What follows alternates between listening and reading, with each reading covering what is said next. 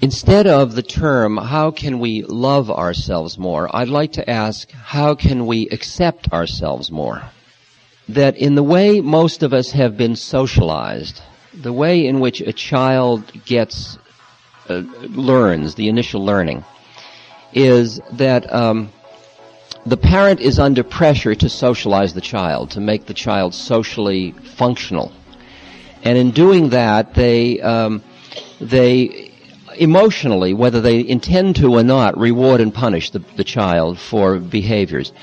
And the result is some feelings of unworthiness or inadequacy or something in most human beings as the result of socialization. Very few people ever come through socialization unscathed in some way or other. I mean, that's not an unfair statement, I don't think. So in a way you could see that ego or personality is in a way built upon, and that's where Freud understood it. He saw that repression of id, or impulse life, because of the way the society has to deal with a child's impulses to get it to be socialized, usually is left with a feeling that somehow I'm bad. I have these things that are not acceptable.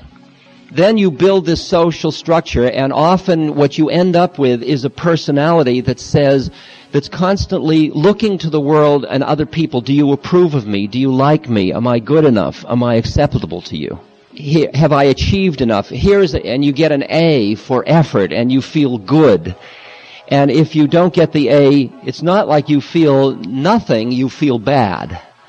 And it's as if the baseline is negative, not zero.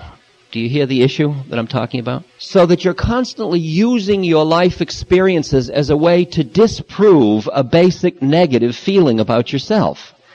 That's a very, very common thing in social structure and in human development, in ego development.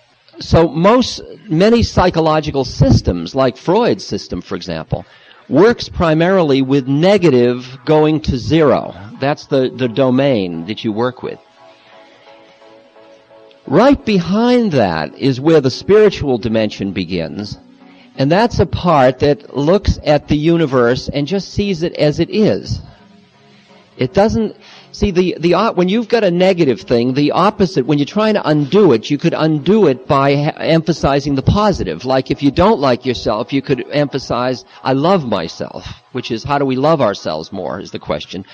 Or we could say, let's go behind love and hate and find a place where we merely acknowledge ourselves, where we just allow our humanity. And we hear that there is negativity in us, and there is inadequacy, and we allow ourselves. And the word that I have come up with, that I'm finding most comfortable to work with, is the word appreciation. It's interesting, the way I've looked at it, is that you go out into the woods and into the forests, and you look at trees, and you appreciate the trees. You don't say, that tree is good and that tree is bad because one tree is fat and one is thin, or one is tall and one is short, or one is bent and one is straight, unless you're in the lumber business. For the most part, you just look at the trees, and you appreciate them the way they are. They are what they are, and you can appreciate them. But the minute you get near humans, it's interesting that you immediately go into a judging mode. You come into better and worse.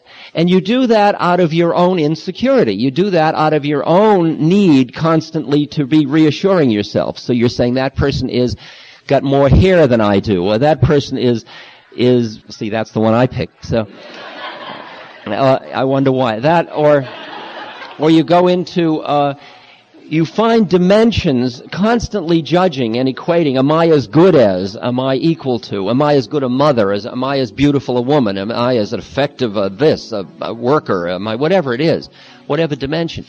And you get caught in constantly living in a judging realm. If you start to practice seeing people as trees, in the sense of just appreciating what they are, including yourself, just starting to appreciate yourself, appreciate your humanity. Like I'm Ram Dass, and I've worked on myself, and I'm supposed to be equanimous, loving, present, clear, compassionate. accepting. Oftentimes, I get tired, I'm angry, I'm petulant, I'm closed down. Now, for a long time, I get into those states, and I would feel really embarrassed because that isn't who Ram Dass is supposed to be. So I would appear like I was warm, charming, equanimous, compassionate, and there was deviousness and deception involved. And then I realized that's bad business, because that cuts us off from each other. And I had to risk my truth. I had to risk being human with other people and realize that what we offer each other is our truth. And our truth includes all of our stuff. And the first thing I had to do was accept my own truth. I had to allow myself to be a human being.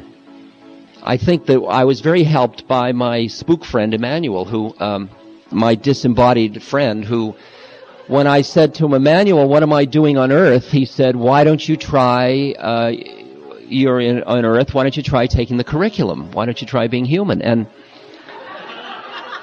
I had always assumed the way to God was to deny your humanity and embrace your divinity.